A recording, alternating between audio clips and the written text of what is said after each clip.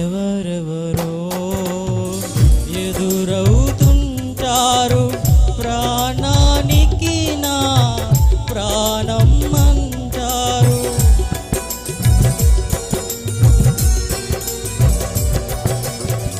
ఎవరెవరో ఎదురవుతుంటారు, ప్రాణానికి నా ప్రాణం అంటారు.